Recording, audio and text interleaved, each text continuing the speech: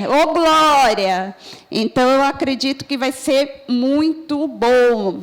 Amém? Porque a medida que você deseja é a mesma medida que vai saindo e você vai recebendo. Amém? Então, é muito bom estar aqui.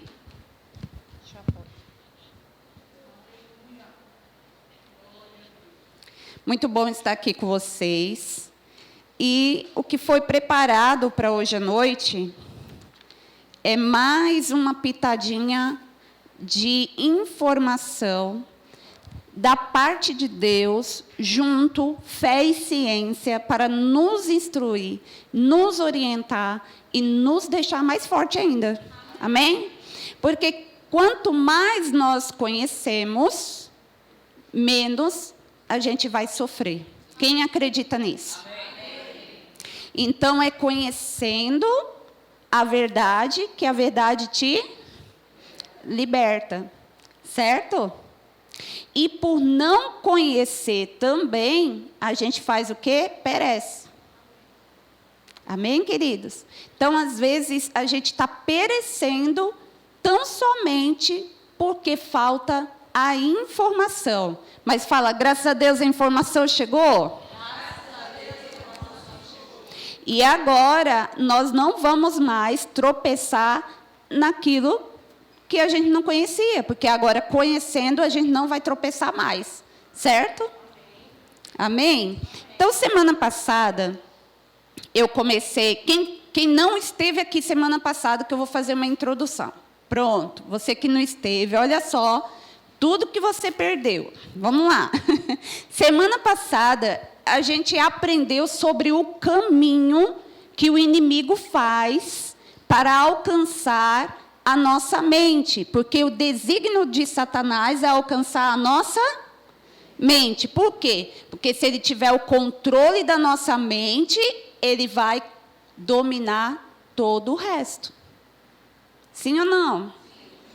Se ele tomar a nossa mente, pode ter certeza, todo o resto vai ser dominado por ele. Amém? E é na mente que ele dá sugestões, é na mente que ele fala as coisas e, infelizmente, as pessoas acreditam. E ele é muito bom naquilo que ele é. Ele é o quê? Mentiroso.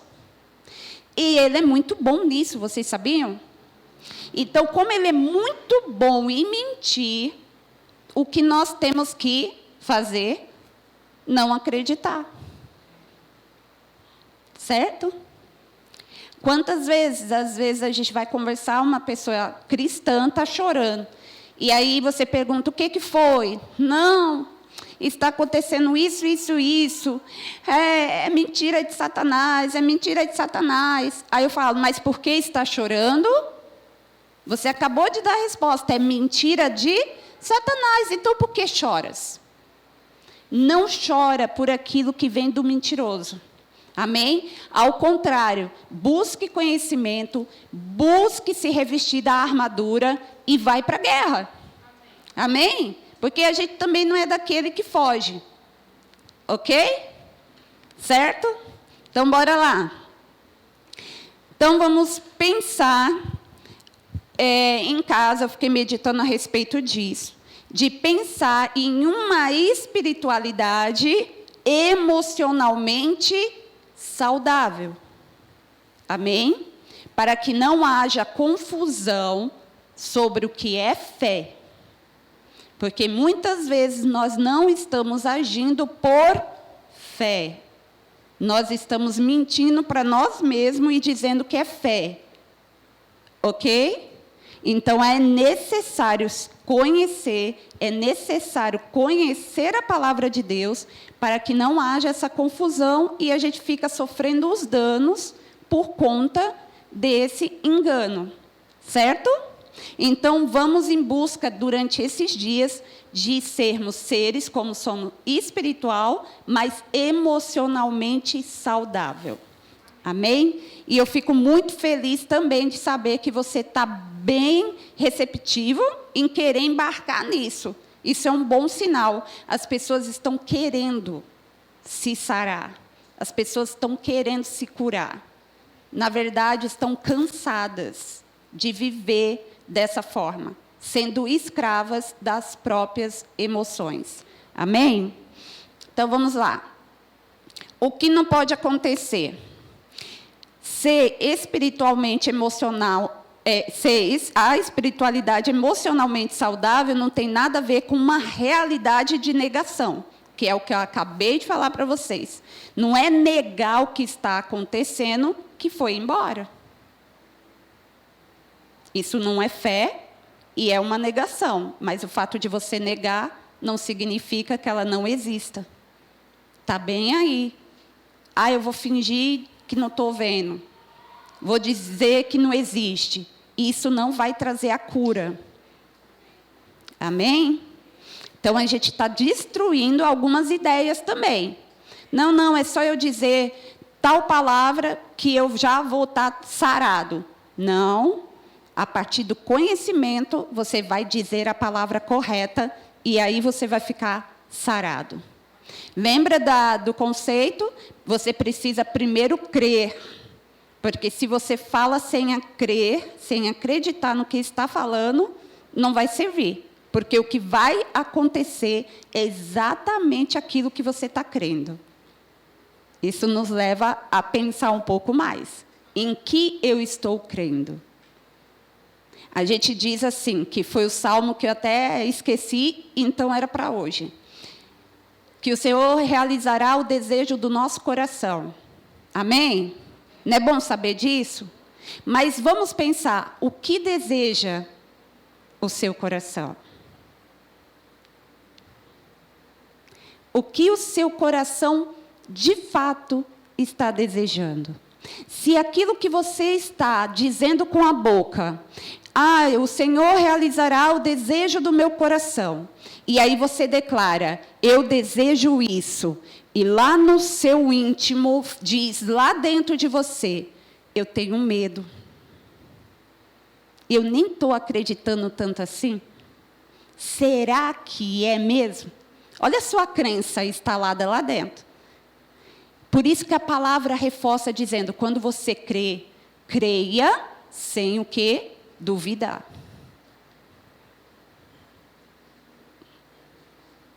A palavra é maravilhosa. Ela nos instrui muito. Não é para ficar feliz com uma coisa dessa? Creia sem duvidar. Se a palavra diz que é para crer sem duvidar, é porque tem muita gente acreditando, duvidando. Crê com a boca, dizendo, eu creio. Mas lá dentro, os medos, as inseguranças, os freios todos te atormentando. Aí começa aquela luta na mente. E às vezes a gente fica, sai para lá, Satanás. Na realidade, a gente deveria falar, ei, crença, espera aí. Eu vou destruir você agora. Se o Senhor falou para mim que eu sou próspero, é porque eu sou. Mas a crença de escassez não deixa você prosperar. E agora?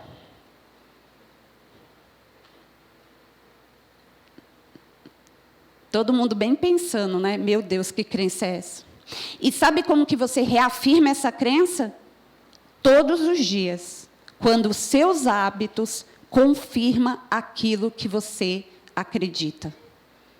Porque quem é próspero tem uma mentalidade diferente de quem é escasso. Eu brinquei aqui dizendo que não sei se foi aqui, se foi em outro momento que eu ministrei, às vezes quem é escasso come lambendo, com medo de acabar.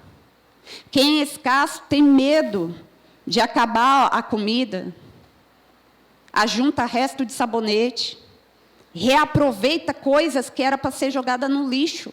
Você não está trazendo prosperidade para a sua casa. Você só está alimentando uma crença dentro de você, que você é escasso. Está ouvindo eu dizer escasso, eu não estou falando pobreza. Porque pobreza é uma pessoa que não produz nada. Produtividade. Nossa, eu tenho dificuldade, tá, gente? Língua presa e vocês vão perceber. E você não é improdutivo. Apenas você só precisa descobrir o que você precisa fazer. Então, tudo que te limita e que te faz ter essa mentalidade escassa, começa a trabalhar contra ela. E começa a agir com uma mentalidade de quem é uma pessoa próspera. Escuta o que eu estou dizendo, mentalidade. Eu não pedi para ninguém pegar o cartão de crédito, sair na rua e sair fazendo doideira. Que não é isso. O escasso faz isso. O escasso, sabe o que acontece? Ele pode ganhar uma grana muito alta, que ele consegue eliminar o dinheiro todinho em um ano. Porque ele é escasso. A primeira coisa que ele vai fazer é ir no supermercado. Olha só, a pessoa ganha 1 milhão e pensa em ir no supermercado, comer. Nossa, isso é mentalidade escassa. Eu vou comer tudo. É mentalidade escassa. Quem está se identificando fica bem com cara de paisagem.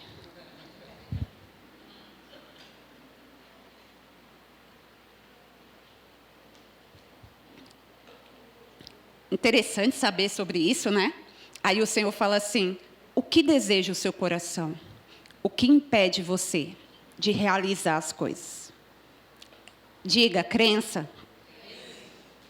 Então, hoje, esse véu foi rasgado, conhecimento está chegando, e aí você vai dizer, peraí, isso aqui não condiz com a minha nova realidade. Então, eu não vou alimentar, porque tudo que é alimentado cresce. Se você deixar a escassez passar necessidade, a sua mentalidade vai crescendo. E como que eu cresço a minha mentalidade? Com conhecimento, é a primeira coisa. Amém? Não é pegar o cartão e sair... Eu vou alimentar agora a minha parte de riqueza. Aí você pega o seu cartão, estoura tudo e depois ainda vai ficar devendo na praça. Além de escasso, ainda devedor. Entenderam? Então, não façam isso. Eita, Jesus, saí totalmente fora do plano aqui, mas vou entrar no plano. Deus sabe da necessidade, amém?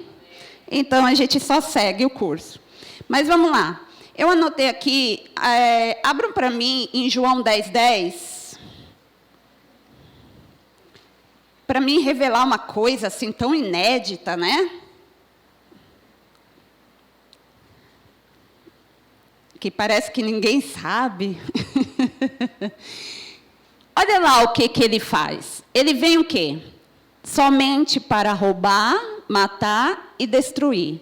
Aí o Senhor Jesus diz, e eu vim para que tenham vida e a tenham em abundância. Tenham uma vida plena, sem falta de nada. Amém? Então, o plano de Satanás já está bem revelado. A gente já sabe qual é o método que ele usa, a gente já sabe qual é a intenção que ele tem, aí a gente já sabe, porque o Senhor já nos adiantou tudo. Ele veio somente para roubar, matar e destruir. Ok? Mas o Senhor não nos deixa triste. Ele fala, ei, olha para mim. Amém? Olha para mim. Por quê? Porque em mim você terá vida e uma vida abundante, uma vida plena. Amém, queridos? Vou usar meu óculos, que da outra vez meu esposo falou que eu estava meio que piscando. Mas acontece, começa a estudar lendo PDF em tela, aí estraga um pouco as vistas, amém? Mas vamos lá. Então, essa é a obra revelada de Satanás, ok? Fala, descobri. Isso. E como é natural da natureza dele, ele faz isso. Ele veio aqui para roubar, para matar e destruir. É natural, é da natureza dele, ok? Mas Deus é bom. E aí eu coloquei, e o reino de Deus é justiça, alegria e paz. Então, o que é o reino de Deus? Justiça, alegria e paz no Espírito Santo. Então, qual é o que nós devemos experimentar? Diz alegria, da justiça, aliás, a justiça, a alegria e paz. E o diabo ele veio para tirar a nossa alegria, para nos levar a uma condenação e também para tirar a nossa paz. Se eu e você estiver inquieto, isso não é de Deus. Não estou dizendo se você estiver triste, porque tristeza faz parte das emoções. Amém? Vamos quebrar isso agora hoje? Certo? Ai, tá triste? Não estou triste. Sempre alegre, sempre alegre. Não seja mentiroso, porque mentiroso é o diabo. Você pode sim ficar triste. E a tristeza faz parte, porque a tristeza é para arrependimento. A tristeza é para proteção. Certo? Porque é a tristeza que vai ser o termômetro para nos ajudar nas nossas emoções. Aquele filme Divertidamente, que é um filme infantil, a alegria chega a ser chata. Quem assistiu aquele filme? A alegria chega a ser chata. Por quê? Porque ela não permite que a tristeza faça o papel dela. E depois era tão importante que a tristeza fizesse o papel dela para que aquela menina encontrasse o quê? Um equilíbrio. Tivesse uma vivência, uma experiência. E nós, como pais, muitas vezes... Obrigado, minha flor. E nós, como os pais, muitas vezes queremos ser igual àquela bonequinha do Divertidamente. Queremos impedir que os nossos filhos cresçam, tenham as suas experiências. A criança cai, rala o joelho, a gente quase que morre junto com a criança porque ralou o joelho. E não pode ser assim. Ralou o joelho, ok. Qual é o aprendizado? Se vocês perguntarem para os meus filhos, depois que eu passei a estudar e comecei a conversar dentro de casa, eles falam, mãe, chega a ser chato, porque a senhora o tempo todo pergunta, qual é o aprendizado? A carinha deles. Porque tudo eu pergunto. Ai, mas o que você aprendeu? Não vai ser inútil o que você viveu. Amém? É saber equilibrar as emoções. Ontem eu acordei hiper cedo, tive um dia bastante produtivo, e na hora que eu estava me preparando para dormir, eu recebi uma ligação, e era a minha irmã dizendo que meu pai estava passando mal. E eu precisava levá-lo ao hospital. Era 11 horas da noite. Imagina a alegria que eu senti. Eu estava cansada. Porém, eu coloquei dentro de mim. Por que eu estou trazendo esse exemplo? Porque nós somos testados o tempo todo. Eu disse, eu tenho duas escolhas. Dizer sim ou não. Se eu escolho dizer sim, eu vou me levantar daqui, eu vou buscar ele, vou levá-lo ao hospital, sem reclamar. Porque reclamar, murmurar, passando mal de barriga, essas coisas, tá, gente? Não era para morrer, não. Senão fica parecendo, né? Que filha desnaturada, o pai está morrendo e a filha não quer levar no médico. Mas de certo que eu queria dar uns cascudos nele por ter comido coisa que não deveria. Mas aí o que acontece? Era 11 horas da noite. Eu saí do hospital 1h30 da manhã. Mas eu escolhi fazer de uma forma diferente. Eu falei, já que eu escolhi dizer sim, eu vou para lá e vou fazer da melhor maneira. Eu não vou murmurar, eu não vou reclamar, eu não vou ficar, por que você comeu isso? Porque a gente tem essa coisa, né? Já passou, mas parece que a gente gosta de... Por que comeu? Ué, não adianta eu falar isso. Aí, está dando trabalho, eu só sorrindo para ele. Que isso, pai? Entra no carro, vamos lá. E aí eu fiquei lá com ele, ele tomou o soro dele, eu já fui esperta, levei um fone de ouvido, coloquei, fiquei ouvindo ministração enquanto ele tomava soro. E eu escolhi amenizar o nível de estresse. Porque nós temos esse controle. Vocês sabiam que a gente pode controlar? Porque do jeito que eu estava cansada e com sono, não ia dar boa coisa. Se eu fosse reclamando, se eu fosse murmurando, eu ia atrair todos esses tipos de emoções para perto de mim, eu ia ficar impaciente, ia acabar sendo deselegante com meu pai, e não ia dar muito certo. Então, a escolha é nossa. Amém, queridos? Amém. Eu sei que não é muito legal quando a gente fala assim, porque ninguém gosta que fala que a escolha é nossa, que a responsabilidade é nossa. A gente fica assim, que chato, né? Eu queria que fosse diferente.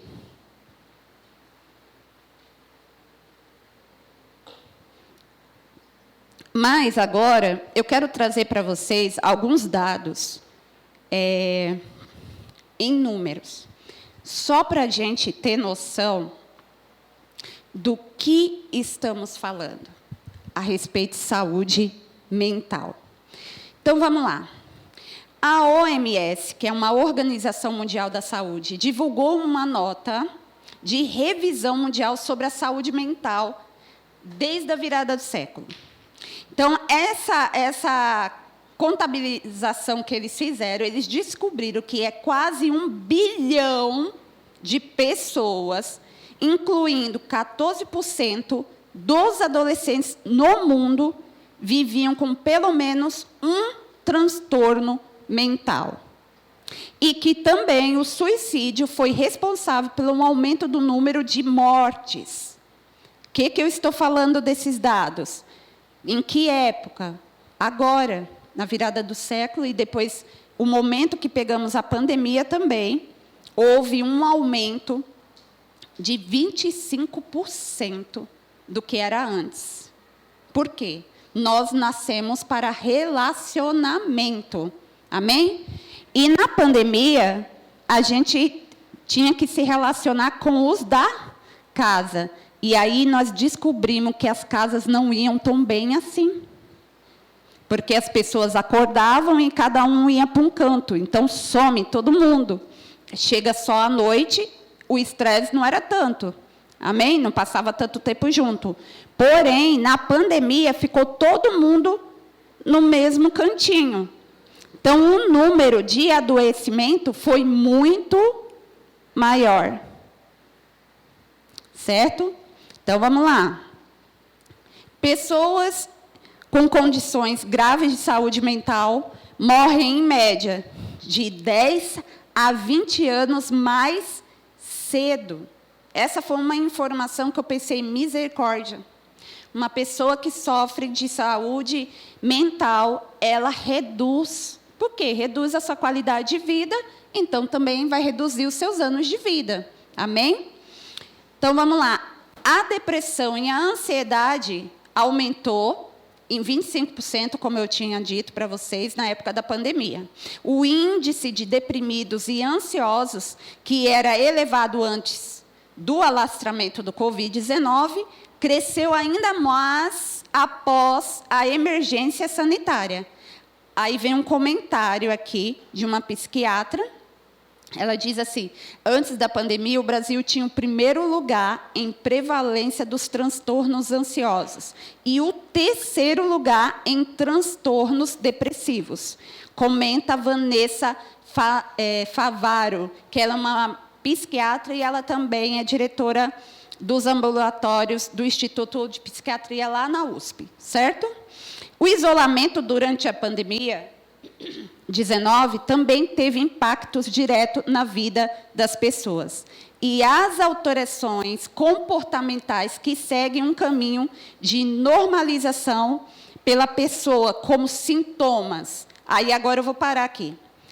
Essas alterações comportamentais alteraram o modo de vida das pessoas. Só que foi de uma forma de um jeito que as pessoas começaram a normalizar. Sintomas como insônia, por exemplo. Normal. Como que é normal não dormir? Não é normal, mas as pessoas normalizaram. Eu não dormi essa noite, não dormiu essa, outra, ok? E não investiga o motivo porque não está dormindo. O que mais? Irritabilidade, sensação de fadiga, desinteresse e falta de perspectiva, desânimo. Isso também é um dado que aumentou muito após a pandemia, mas que ficou normal. As pessoas acham que faz parte. O povo está desanimado, né? Eu acho que... Quem sentiu um desânimo na igreja?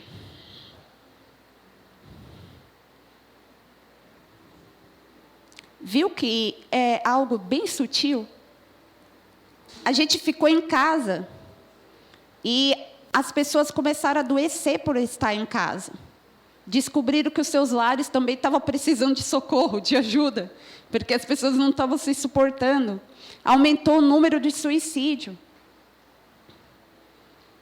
Então, mais do que nunca, essa é uma questão para estar diante dos nossos olhos, como pessoas de Deus, para crescermos, para olharmos para isso e pensar, meu Deus, eu não posso ignorar esse fato. Eu não posso ter como algo comum. É assim mesmo, está acontecendo. E, infelizmente, às vezes morre alguém do nosso lado. E só depois que a gente desperta e fala, perdi fulano. Mas, se tão somente a gente estiver acordado, a gente não vai perder as pessoas por conta de questões emocionais. Amém? Vamos seguir aqui, que os dados eu leio rapidinho para vocês, porque é uma parte chata, né? Ficar lendo dados, né? Mas vamos seguir. Como as doenças mentais são classificadas? Eu quis trazer isso aqui para vocês, porque hoje em dia, quando a gente vai perguntar sobre saúde mental, emocional com a pessoa, só tem 2 doenças para as pessoas: depressão e ansiedade. Sim ou não? Vai no médico, aí o médico fala, está com depressão. Aí o outro, está com ansiedade. E o quê? Não, a pessoa tem vários outros sintomas, ela tem vários comportamentos, mas resumindo em 2 coisas, depressão e ansiedade. Mas só para curiosidade de vocês, existem mais de 300 tipos de adoecimento mental. É de tirar o fôlego. Porque se a gente for parar para pensar, o tanto de fobia, o tanto de transtornos, distúrbios, é muita coisa, é muita classificação. Por isso que eu acho que eles pegaram, apanharam, colocaram tudo num canto só e falou depressão e ansiedade. Porque, infelizmente, é muita coisa. Mas eu vou trazer aqui só para informar vocês e para, como se diz assim, separar para vocês o que é uma coisa e o que é outra. Por exemplo, existem transtornos neurocognitivos. O que seriam isso? Mal de Alzheimer, por exemplo. Certo? Isso é um transtorno, que as pessoas estão adoecendo. Parkinson é um transtorno, demências, toda parte que é neurocognitiva é um transtorno nessa faixa. Então, a gente vê pessoas sofrendo de Alzheimer, de Parkinson, né? E é um transtorno também, faz parte desse índice aqui, certo? Transtornos de neurodesenvolvimento, que também está muito conhecido como o autismo, né? O TDAH, que é o déficit de atenção e hiperatividade. Hoje em dia, as pessoas estão se classificando. Ou, quando está bravo com alguém, aí fala assim, tu é bipolar. Mas a pessoa não sabe nem o que é. Gente, é uma doença tão terrível ter esse transtorno, que não fala isso para a pessoa, não, porque é terrível. Quem sofre sabe o quanto é terrível. Amém? Transtornos psicóticos, que são a esquizofrenia, pessoas que, às vezes, você vê em trânsito, que parece que estão em possessão, fala coisa com coisa, ela ataca as pessoas. Isso é um transtorno chamado esquizofrenia. É um ponto de loucura mesmo, né? E de cortar o nosso coração a respeito de uma pessoa assim. Transtornos ansiosos, que são os mais conhecidos, né? Que é o transtorno de pânico, de ansiedade, de fobias. Só de transtorno de ansiedade são 9. São 9 transtornos na área de ansiedade. É muita coisa, não é verdade? Transtornos depressivos. Depressão maior, distimia e mista. Quem sabia que existia mais de uma depressão? A gente só fala o quê? Depressão. Mas existe a depressão maior, que é a depressão clássica, que é tanto falada, amém? Mas existe a distimia. A distimia, às vezes, a pessoa tem essa doença e nem sabe, porque é uma depressão crônica. Ela está praticamente é uma depressão longa, entendeu? Todos os dias deprimida, triste, desanimada, para baixo.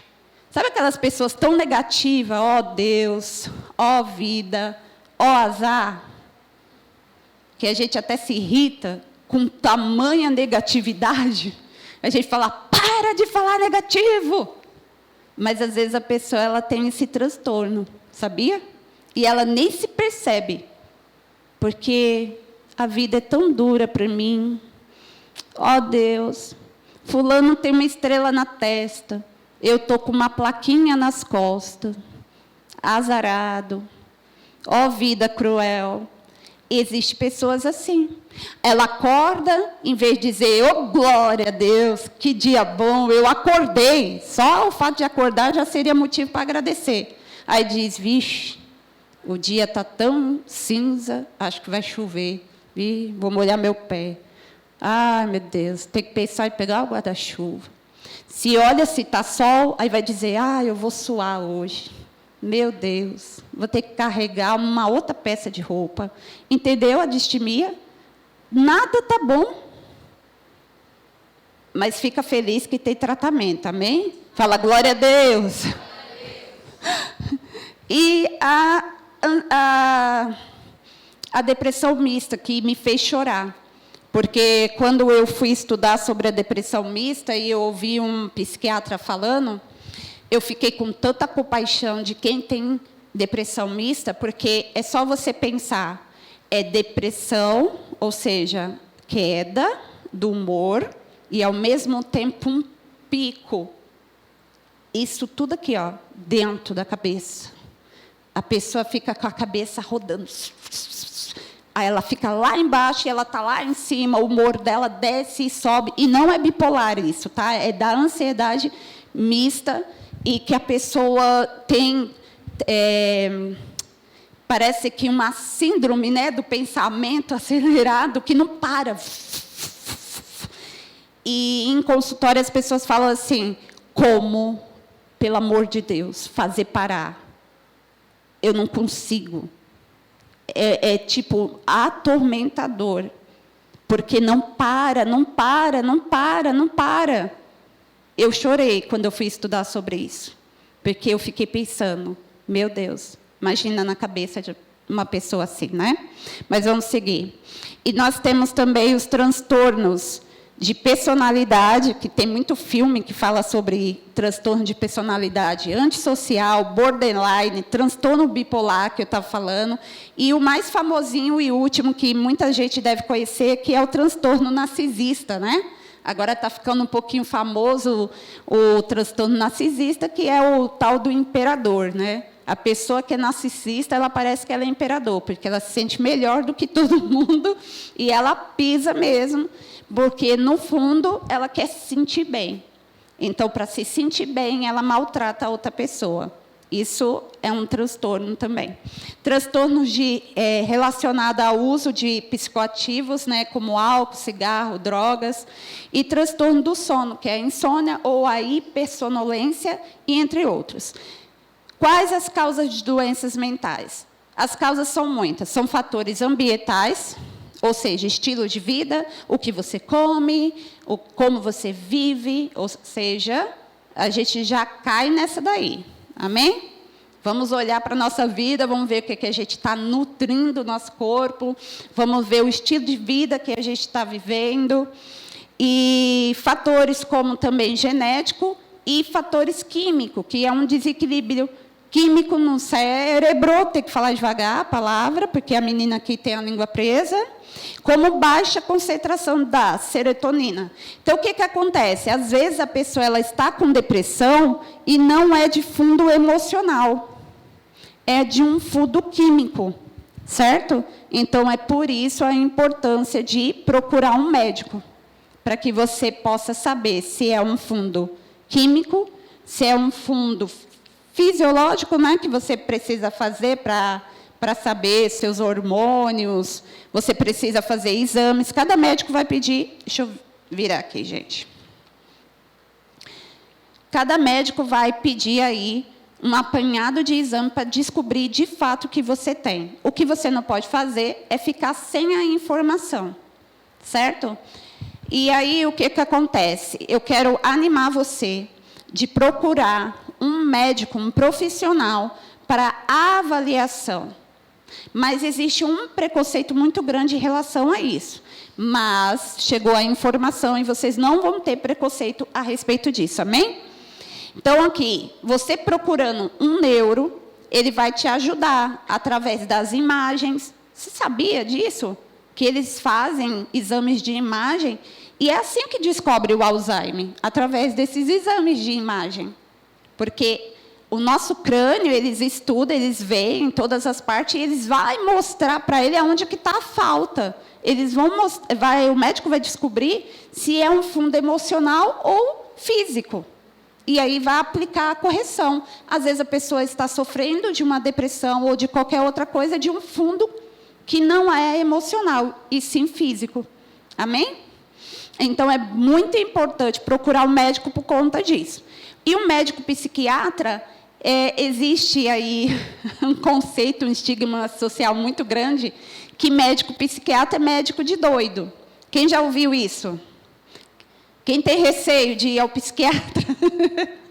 Por quê? Porque você já ouviu e gerou uma crença, mas antigamente se falava muito, tá? Antigamente falava assim, psiquiatra é médico de doido.